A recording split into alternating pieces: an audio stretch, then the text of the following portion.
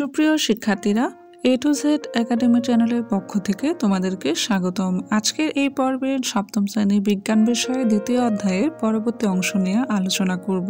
গত পর্বে আমরা আবরণী টিস্যু সম্পর্কে জেনেছিলাম। আজকে টপিকস হচ্ছে পেশি টিস্যু। পেশি টিস্যুর আরেকটি নাম হচ্ছে মাসকুলার টিস্যু। দেহের কোনো কোনো পেশি আমরা ইচ্ছামতো চালনা করতে পারি, যেমন হাত বা পায়ের পেশি। মানে হাত পা নাড়াতে যে পেশি ব্যবহার করা হয় সেটা কিন্তু আমরা নিজেরাই নিজেদের ইচ্ছামতো নিয়ন্ত্রণ করি। এই পেশিগুলো আমরা যেভাবে চালাতে চাই সেভাবেই চলে। আবার দেহের কোনো কোনো পেশি আমরা ইচ্ছামতো চালনা করতে পারি না। এই ধরনের পেশি তাদের নিজের ইচ্ছামতো চলে থাকে, যেমন পাকস্থলীর পেশি। এই ধরনের পেশির উপর আমাদের কোনো নিয়ন্ত্রণ নেই। তো এখন আমরা দেখব পেশি হচ্ছে তিন প্রকার, যথা ঐচ্ছিক পেশি, অনৈচ্ছিক পেশি, হৃৎপেশি। এখন দেখব ঐচ্ছিক পেশিটা কি।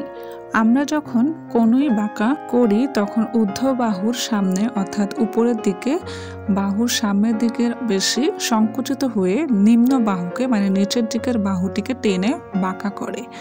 যে পেশি আমরা ইচ্ছামতো সংকুচিত ও প্রসারিত করে দেহের বিভিন্ন অঙ্গ সঞ্চালন করতে পারি তাকেই ঐচ্ছিক পেশি বলা হয়। মানব দেহে ঐচ্ছিক পেশির সংখ্যা সবচাইতে বেশি।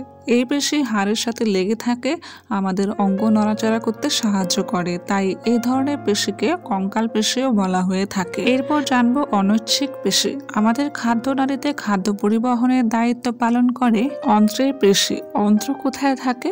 পাকস্থলীর নিচেই সংযুক্ত অবস্থায় অন্ত্র থাকে। এগুলোর কাজ হচ্ছে খাদ্য পরিবহন করা। এই ধরনের পেশির উপর আমাদের কোনো নিয়ন্ত্রণ থাকে না, অর্থাৎ যেসব পেশি আমাদের ইচ্ছামতো সংকুচিত হয় না তাদেরকে অনৈচ্ছিক পেশি বলে।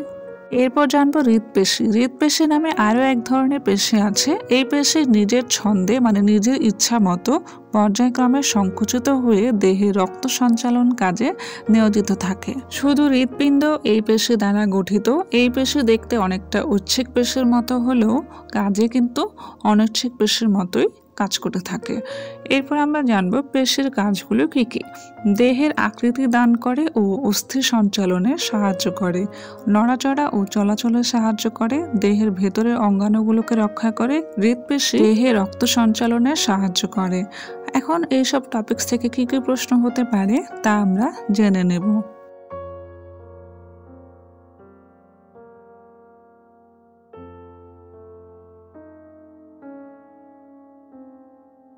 এই ছিল আজকের পর্ব। পরবর্তী ভিডিওগুলো পেতে আমাদের চ্যানেলটি সাবস্ক্রাইব করুন। ধন্যবাদ।